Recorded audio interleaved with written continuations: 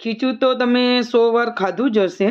તમે લોટનું ખીચું ખાધું હશે, ચોખાનું ખીચું ખાધું હશે, જુવારનું ખીચું ખાધું હશે અને આપણે ચણાના લોટનું ખીચું ખાધું છે. પણ તમે શું ક્યારે મકાઈનું ખીચું તમે બનાવીને ખાધું છે?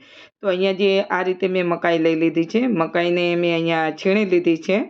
આપણે ઝીણી કોઈ છીણી હોય એનાથી આપણે આ રીતે એના, અને જો તમે દાણા કાઢી અને મિક્સરની અંદર પણ ક્રશ કરી શકો. તો ચાલો આપણે આજે બનાવીશું એકદમ ટેસ્ટી એવું.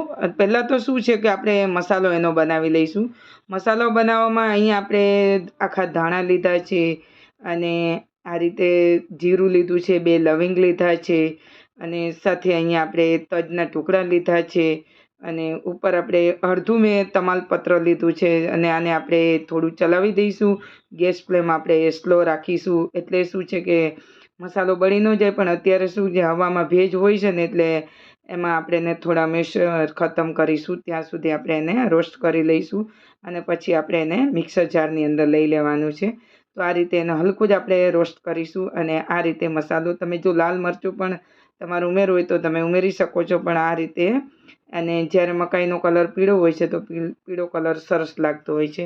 તો હવે આપણે જે આ સારી રીતે શેકાઈ ગયા છે અને એની સુગંધ પણ સરસ આવવા લાગી છે. તો હવે આજે શું એને આપણે લઈ લઈશું, ડાયરેક્ટ આપણે મિક્સર જારની અંદર લઈ લઈશું અને પછી એની અંદર આપણે આ મસાલાને આપણે સારી રીતે એને પીસી લેવાના છે. તો આ રીતે આપણે એને કાઢી લઈશું અને ચમચીથી, અને રોસ્ટ એવો કરીએ ને કે જ્યારે આપણે એકદમ પીસાઈ જાય આ રીતે. અને અત્યારે ભેજ હોય છે અને આ જ કઢાઈ આપણે પાછી ગેસ પર મૂકી દઈશું અને આને આપણે પીસી લેવાનું છે. અને આ કઢાઈની અંદર આપણે ઉમેરીશું અને આ રીતે આપણે મિક્સર જારમાં લઈ લીધા છે અને પછી એને આપણે પીસી લેવાનું છે. તો અહીંયા મેં પીસી અને આ રીતે લઈ લીધું છે, જોઈ શકો છો. તો ચાલો હવે જે કઢાઈ આપણે મૂકેલી છે એમાં આપણે તેલ કે ઘી તમે બંને લઈ શકો. પણ મેં અહીંયા સિંગ તેલ લીધું છે, એટલે કે 1.5 ચમચા જેટલું લીધું છે. સાથે અહીંયા આપણે મગફળીના દાણા ઉમેરી દઈશું અને સાથે મીઠા લાલ લીમડાના પાન. અને હવે આપણે આને સારી રીતે ચલાવી દઈશું. બહુ તેલ ગરમ ના થાય એટલે બળી ના જાય એટલા માટે. અને હવે 1 નંગ ડુંગળી આપણે સમારી લીધી છે. તો આ રીતે ખીચું એકદમ ટેસ્ટી અને ખૂબ સરસ લાગે છે. જો તમને ખાવાનું બનાવવાનો જો પણ કંટાળો આવતો હોય ને આ લીલી મકાઈ હોય તો આ રીતે તમે એનું આ ખીચું બનાવીને ખાઈ શકો છો. તો ડુંગળીને આપણે બહુ સોફ્ટ નથી કરવાની અને કલર પણ નથી બદલવાનું. ત્યાં સુધી એને આપણે રાખીશું. અને હવે આપણે બીજા મસાલા અંદર એડ કરીશું. અને મસાલામાં મેં અહીંયા આદુ અને મરચાંને આ રીતે અધકચરા કૂટી લીધા છે અને હવે એને પણ આપણે આ રીતે સાંતળી દેવાનું છે, જે આપણે ડુંગળીની અંદર. અને બીજા મસાલામાં આપણે એડ કરીશું એ હું તમને આગળ બતાવું છું. તો અહીંયા મેં લીધા છે ઝીણા લીલા કાપેલા મરચાં લીધા છે અને હવે આપણે થોડા ધાણાનો છંટકાવ કરી દઈશું. સાથે હવે આને આપણે થોડું ચલાવી લઈશું. અને ચલાવતા આપણે ગેસ ફ્લેમ તો તમે જો બહુ સ્લો જ રાખવો, એટલે શું મસાલાનું એને ફ્લેવર જળવાઈ રહે. સાથે હવે થોડું આપણે અંદર ઉમેરી દઈશું પાણી. અને જે આપણો મસાલો આપણે દળેલો છે, હમણાં બનાવેલો શેકેલો, એને આપણે અંદર ઉમેરી દઈશું. ધાણા ને જીરું.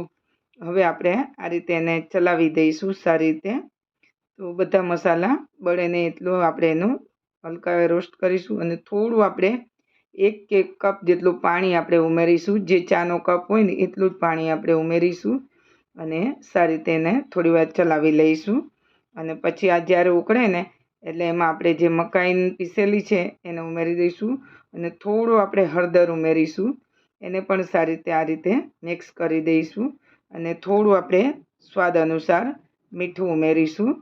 અને પછી એમાં આપણે ઉમેરીશું જે અગાઉ તમે જોતા રહેજો મિત્રો. વિડીયો પસંદ આવી જાય તો એક લાઈક જરૂર આપી દેજો અને તમારા ફ્રેન્ડ્સ અને ફેમિલીમાં તમે શેર કરજો, તાકી એમને પણ મોકો મળે રેસિપી બનાવવાનું.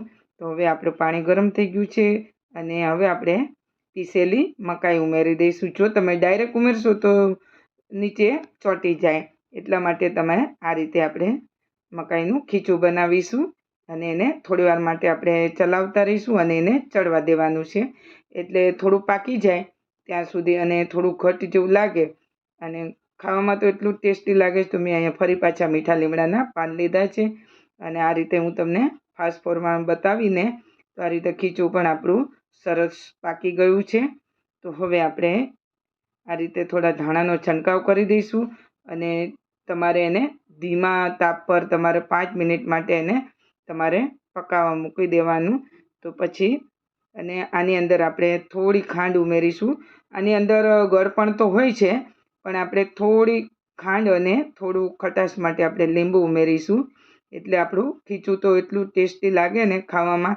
તો એકવાર જો તમે ક્યારેય નો મકાઈનું આ રીતે બનાવ્યું હોય તો તમે આ રીતે મકાઈનું ખીચું બનાવીને ખાશો તો વારંવાર તમે બનાવશો અને બાળકોને તમે લંચમાં ટિફિનમાં તમે આપો. અને મકાઈનો તો ગુણ તો તમને બધાને ખબર છે, ખાવામાં એટલી બધી ગુણકારી છે ને. તો ચાલો હવે આપણે લઈ લઈશું સર્વિંગ પ્લેટમાં. મેં તમને લઈને બતાવું છું. તો જોઈ શકો છો અહીંયા આપણે સર્વિંગ પ્લેટમાં લઈ લીધું છે અને જોતાની સાથે જ ખાવાનું મન થઈ જાય તેવું તૈયાર થયું છે. તો એટલું ટેસ્ટી લાગે છે કે ફ્રેન્ડ્સ તમે એને વારંવાર બનાવશો. તો તમે ઉપર એનો મેથીનો મસાલો પણ તમે છંટકાવ કરી શકો છો. પણ અહીંયા હું અત્યારે થોડું લાલ મરચુંનો છંટકાવ કરું છું. તો તમે ચાટ મસાલો હોય તો પણ તમે એને ચાટ મસાલો પણ નાખીને ખાઈ શકો છો. તો તૈયાર છે આપણું લીલી મકાઈનું ખીચું, જોતાની સાથે જ ખાવાનું મન થઈ જાય તેવું મસાલેદાર. તો ફ્રેન્ડ્સ ફરી મળીશું આપણે નવી રેસિપી સાથે. ત્યાં સુધી હેલ્થ રહો, સ્વસ્થ રહો. જય માતાજી, જય શ્રી કૃષ્ણ. નવા વિડીયો સાથે ફરી મળીશું. ત્યાં સુધી આવજો. Bye bye.